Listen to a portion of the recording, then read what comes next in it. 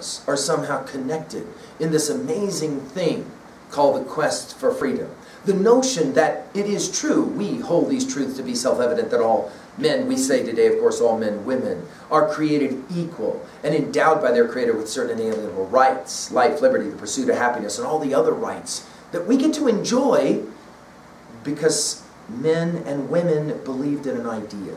It's compelling. What is that one for you?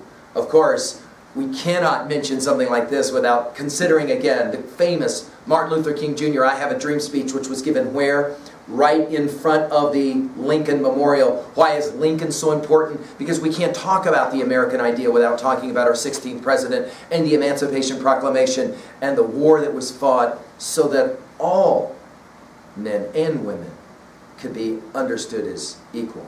Let's jump to 3B really quickly. What is your view about America as a country of immigrants and the power of that?